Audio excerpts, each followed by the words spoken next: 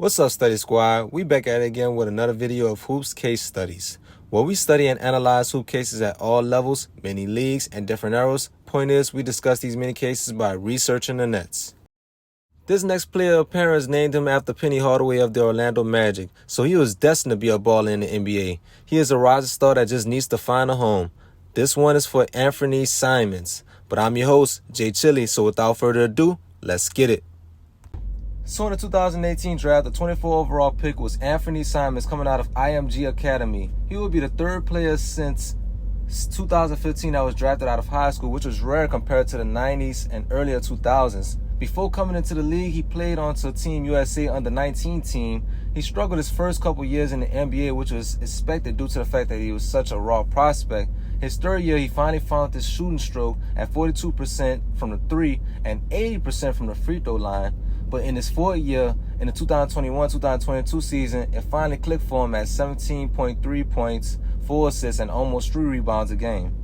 He was then pushed to have a heavier load when CJ McCollum was traded, probably paid dividends for his confidence. In his fourth year, in 2022-2023 season, we saw another jump in improvement from him at 21 points, 4 assists, and almost 3 rebounds a game.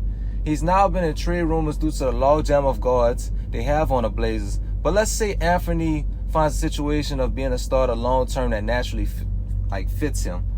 How well could he excel would it be the question. And is Ant a potential all-star? How elite could he be? Let's talk about it.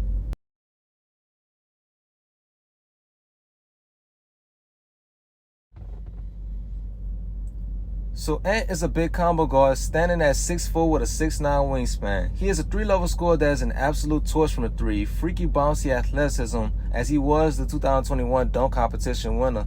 Also with a slick but tight handle. He came up going to the guard academy with teachers Dr. Lillard and Professor McCollum, so he picked up a thing or two about guard play at an elite level.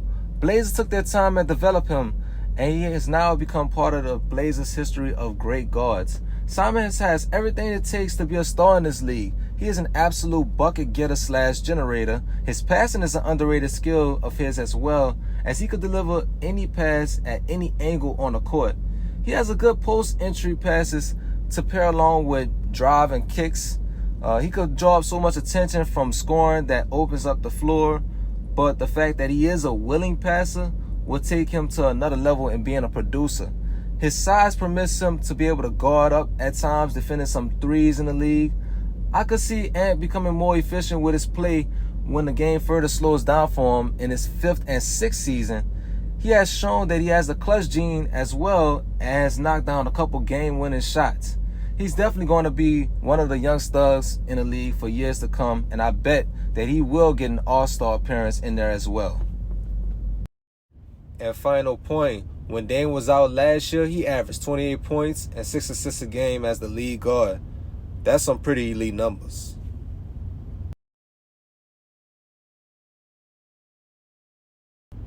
So Anfernee is still a work in process on the defensive end. He could get into the passing lanes at times and get some steals, but he is deficient everywhere else on defense, including lack of awareness. He finished last year with a negative 2.5 in the defensive box plus minus, meaning he allowed 2.5 points per 100 possessions more than the average player would. He finished 189th out of 190 players, ranking only above Jalen Green on the Rockets. Ouch. I do believe that he could be coached up to being at least the average defender that make a couple plays, like the steal he made in the clutch against Jordan Clarkson and the Jazz. He still has some bulking up to do. The NBA is a league full of sharks looking for blood that's disguised as grown men. You will constantly get picked on for being weaker. In post-ups, forwards and guards that are stronger than him on the perimeter will always look to exploit this. And last, this is a slight nitpick.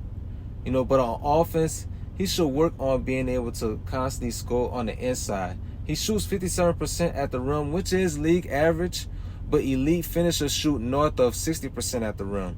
He shows impressive dunks at times, which he could get to the goal, but due to his slighter frame, he could easily bounce off track when bigger bodies are waiting for him at the rim and inside the perimeter. He mostly avoids contact when he finishes, which he does. He makes some tough shots sometimes, but he only shoots 3 free throws a game, which I believe should be, eventually higher. But this plays into the fact that he has a lack of strength, which maybe is why his volume around the rim is a little lower.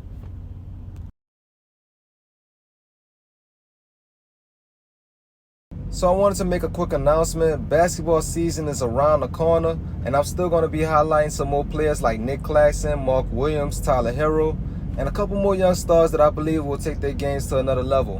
What's going to change is I wanted to discuss roster constructions of all 30 NBA teams and making a case on each team's ceiling/floor for the next year. Some teams will come into the season without a plan, some will have high expectations and disappoint, and then there are others that are going to have a breakout like some do every year. It's going to be pretty exciting, so stay locked in with me, y'all, by subscribing.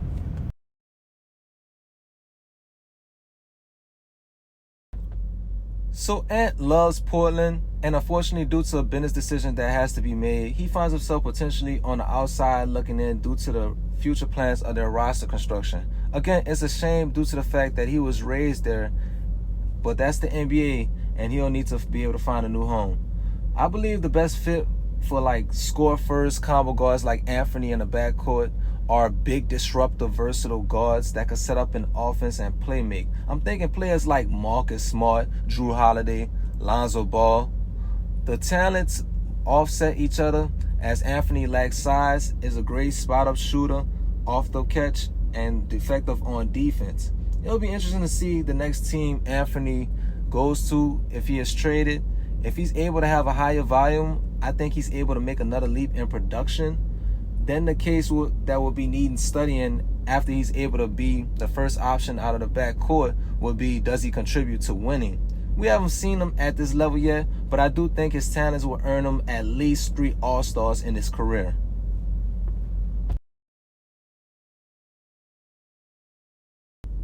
So in conclusion, Anfernee has worked his way to being a special player in this league. It's amazing. A couple years ago, he looked like a deer in the headlights to now being a force to be reckoned with on the court. He's going to be one of the best up-and-coming guards in the league for years to come. It's just cool to see talent like Simons blossom. He has been a player I've always kept a close eye on, just out of curiosity since he came into the league. He just sports that even-keel demeanor. Just makes him incapable to read out there. It's going to be fun following what Simons can do coming back from his second year of his breakout. We'll be highlighting it along the way, but I hope you guys enjoyed this video. Thank y'all for checking it out. I'm going to see y'all soon, so y'all have to stay tapped in. Please don't forget to leave a like and subscribe if y'all enjoy content like this. I'm out.